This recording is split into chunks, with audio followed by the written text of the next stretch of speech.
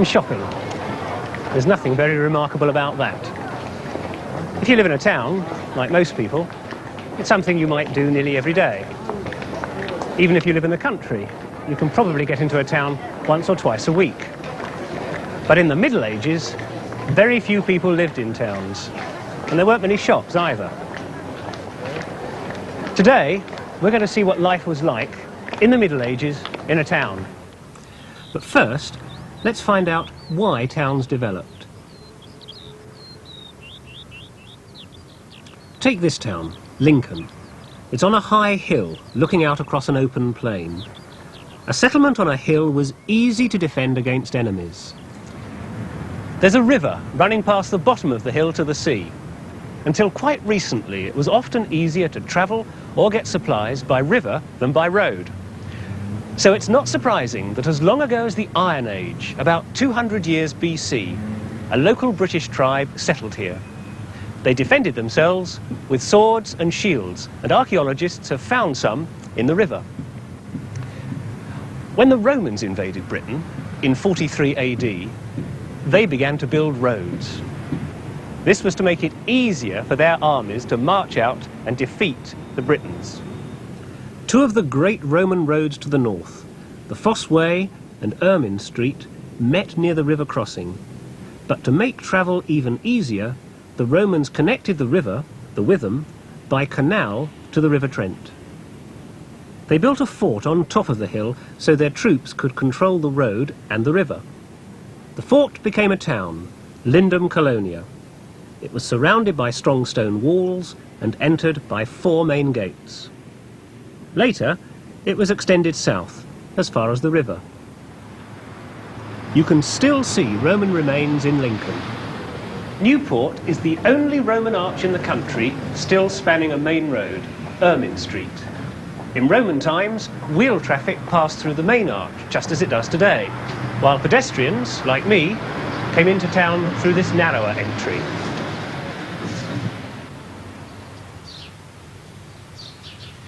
When the Romans left, new invaders came, and they too saw the advantages of living in the shelter of the walls. We know this because we found a lot of coins here, and the names on them are a mixture. Ethelred is an Anglo-Saxon name. Knut is a Danish name. In fact, Lincoln became one of the 5 most important Danish boroughs, or towns. Now, on this coin is a picture of the most famous invader of all, William the Conqueror. William came to Lincoln in 1068, just after the conquest. He took in the importance of the size and position of the town and immediately set about making it a secure Norman base by building this castle and strengthening the ancient Roman walls. Soon afterwards, William ordered the building of a cathedral, and Lincoln became the centre of a vast bishopric stretching from the Thames in the south to the Humber in the north. The cathedral is a marvellous building, but it's not the one begun under William the Conqueror. That was destroyed by an earthquake 50 years after it was built. The cathedral we see today was begun by a bishop called Hugh, a monk from France. He organised the rebuilding, helped the masons to carry the stones, and spent a lot of his own money on it too. But even a bishop couldn't pay for a cathedral all by himself. Hugh persuaded the townsmen to help. In a place of honour at the front of the building, there's a statue of a swineherd. He gave his whole life's savings towards building the cathedral. And on the other side is a statue of Hugh himself. He was considered so holy that he was made a saint after he died. Pilgrims flocked to the shrine of St. Hugh. They needed places to stay and things to eat and drink, more than a few local traders could provide. And the churchmen were good customers too, and so were the nobles who lived or were staying in the castle. So tradesmen crowded in from the surrounding countryside and from abroad, selling their goods and their skills. They knew that in the town they were safe under the protection of the church, and more practically, the castle garrison. Today, people still come into town to do their shopping. It may be in the high street or in the market. There was far less choice in medieval shops or stalls than there is nowadays.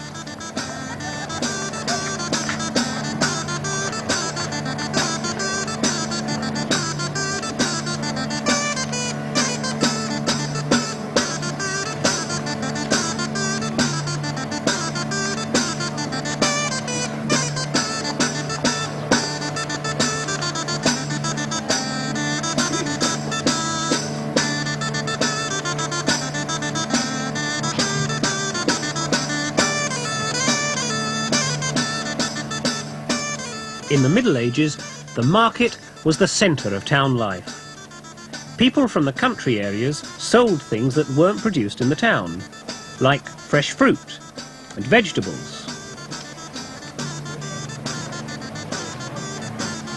milk or cheese, and fish from the North Sea.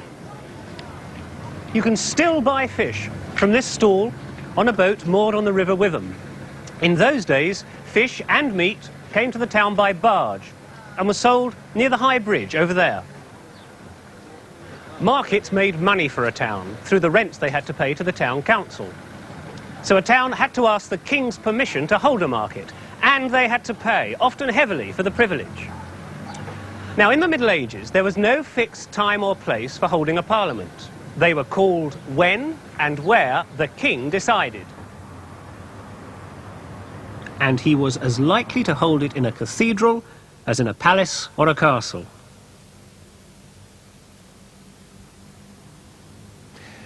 In 1327, when King Edward III decided to hold his first parliament, here, in the chapter house of Lincoln Cathedral, the townsmen seized the opportunity to ask the king for the right to hold a market 3 days a week, and a great annual fair as well.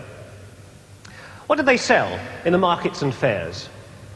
Lincoln was chiefly famous for its woolen cloth, scarlet cloth, that only bishops, nobles, judges, and foreigners were allowed to wear.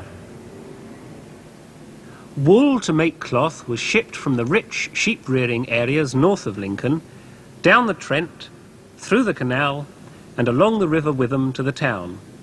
Here the wool was woven, and cloth to be exported was shipped on down to the coast. But in 1369, Lincoln lost the right to sell cloth to foreigners, and the clothmakers refused to make the scarlet cloth anymore. They turned instead to Lincoln green, the colour Robin Hood and his men were supposed to have worn. What else was made? Well, Lincoln was well known for its fine boots and shoes, and it also did a flourishing trade in pots. These seem to have been mass-produced using child labour. We can still see the finger marks on the base, and they're too small to have been made by an adult. The town was also well known for the skill of its stonemasons, who quarried the local limestone and used it for building.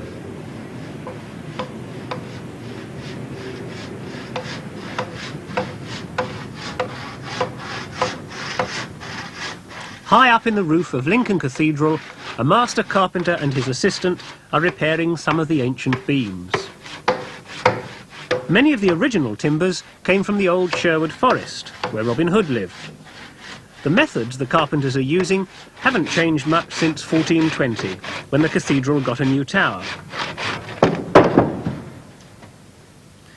What was life like for a carpenter and his family in 1420?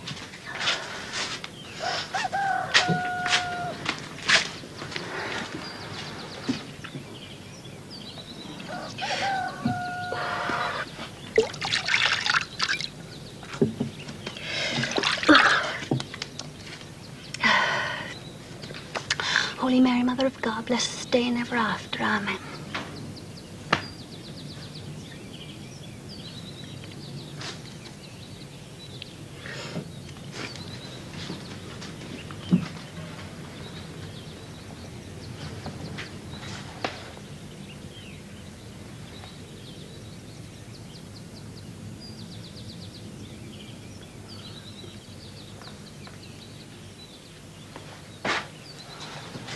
God's bones, child, what are you doing? Oh. Please, ma'am. Fleas. Fleas? They're for the fleas. They seize the light and they jumps on the bread, and the bread's all sticky with glue, see? There's one now, wiggling. Look. Mary, what's this house made of? Wood? So, carry on like that and we'll all wake up one morning burnt to death, won't we? But I thought... Oh, don't think, Mary, please. Now it's past 5 o'clock. You swept up. This straw needs changing too. Why? There now, that's my husband. You cut some bread, I'll pour the ale. If it's a fine day, you can hang the clothes outside to air. Morning. Oh, Godspeed, sir. Morning. Those churchmen work you too hard. Think you could build a tower in a day. I take a pride in my work, that's all. Can't work too late, can I? The guild would find me as soon as look at me if I used to work extra hours.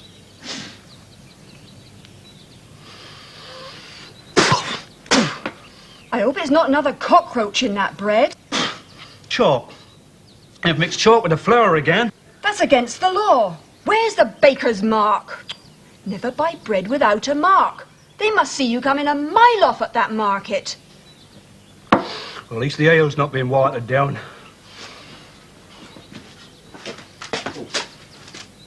The young apprentice. He's coming this evening. He'll need a sleeping pallet in the workshop.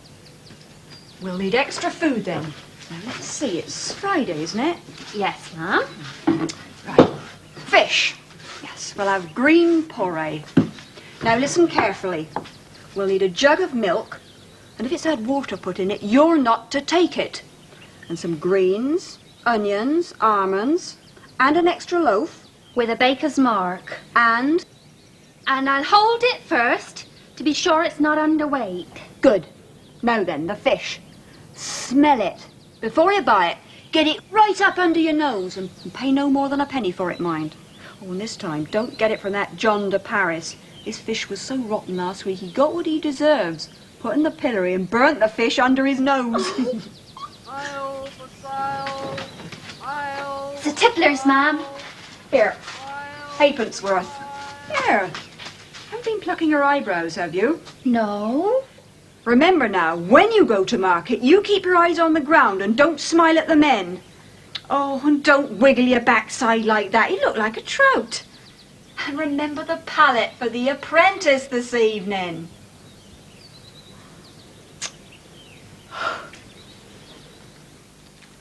So it's a good trade. St. Joseph was a carpenter. Now, you understand your father's paid his shilling and you're bound to your apprenticeship. This is your indenture, your contract. It's written in English. Your father will keep your half for you. Now, It's grease, I think. for my part, I promise to teach you my craft, to feed you, and to clothe you. Fetch me a feather and then go mix some ash and water. And he'll be well fed, won't he, wife? Depends who goes to market. Don't worry. Even if she does poison you with her cooking and you can't work, the guild will take care of you. Now, you may not read, but you can speak, can't you, boy? What do you make of those? Or you can use wine. Well? You could cover the cracks over, no one would see. No, no, no, no. Your first lesson. In the guild, we aim for quality of work and honesty of character. Wood like this, throw it away. Only the finest oak is used for roof beams. 2 carpenters built a house badly. What happened? It fell down. Then what happened? Well, they had to rebuild it at their own expense. Do you understand? Well, I hope so, because tomorrow you and I are working on the cathedral tower, and we can't afford to rebuild that, now can we? No, it's a great responsibility, this job. To the guild and to God. Remember that. It's long past curfew. Bed. 5 of the clock we start. I want the workshop swept and all the tools cleared. You get bread and ale before you set out. And you'll be taught some manners as well, won't you, Mary? Yes, sir. At meal times, you're not to cram a mouthful like a monkey or throw your bones on the floor. And you're not to pick your teeth with your knife or blow your nose on the tablecloth. And no football. Too many people have got themselves killed playing that game. Mary, give the lad a new candle to light him to the workshop. I'm for bed. Oh, dear. Right, fire's out. Now, remember what I said. Work hard, and you could do well for yourself in Lincoln. Good night. Good night. Good night.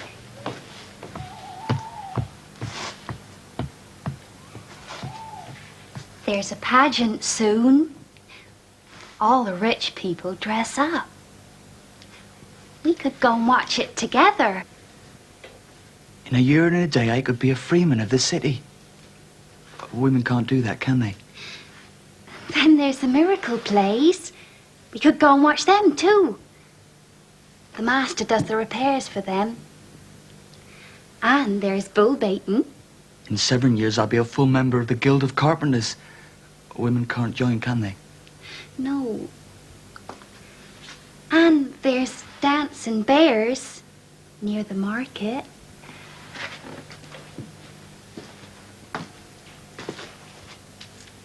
St. Joseph was a carpenter, you know. I know. The carpenter and his family lived in a house rather like that. Even if it was smaller, it would still have had 2 stories.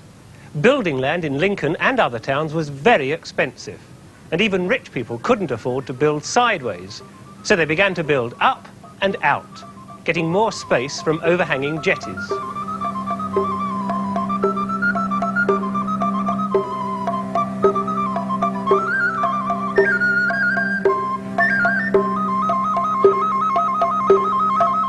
If you stood about under one of these, it could be disastrous.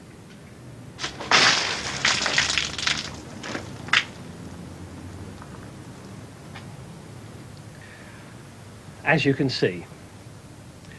Well, anyway, Parliament had passed an act ordering all townspeople to remove from the streets all manner of filth and dirt, swine and branches, and to keep the streets clean for the future. But the town councils couldn't get the people to obey this law, and it was chiefly the swine and cats and dogs and rats that ran about the street that carried away much of the rubbish. People who carried on the same kind of business were encouraged to live in the same street, partly so that the guild could check up on the quality of the tradesmen's goods and also see that no one was being overcharged, which must have been nice for the customers. This street is called Saltergate. A salter was a salt merchant. At the end of Saltergate is Lincoln's original council hall. It's built over the old Roman road and on the site of one of the Roman gates. The arms of the city are carved above the arch. The council still meets here today, but it's not responsible for the same kind of things. In the Middle Ages, the council had to make sure that every citizen was armed in case the town was attacked, and it also dealt with cases of violence and murder. It had to organise firefighting. Fire was always a danger, with so many wooden houses crowded together. And when a parliament was held, the councillors chose who should go to it.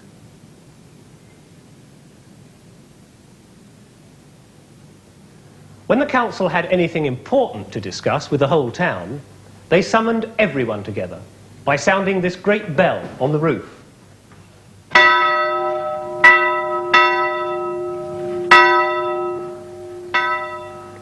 All these things cost money, and the council raised taxes from the burgesses, people who owned houses in the town. The money was kept in a chest, something like this, and only the most trusted members of the council had keys to it. But they were used to handling money, because the mayor and his council were only chosen from the richest citizens. I wonder if the carpenter's apprentice worked hard enough to become a master craftsman. If he did, then perhaps he even became mayor.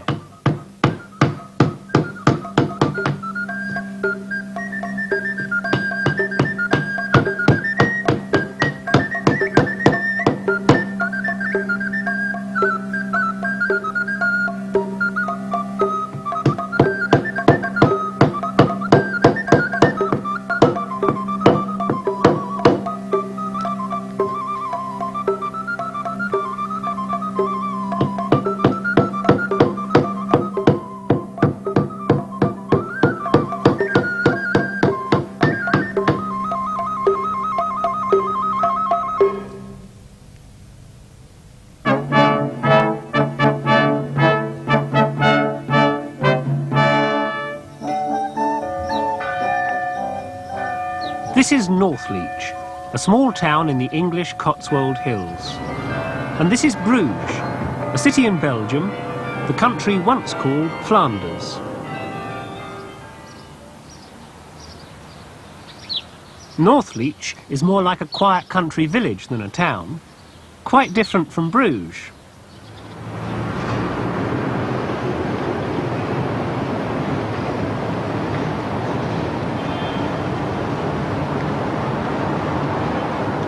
Bruges is a busy, crowded tourist centre.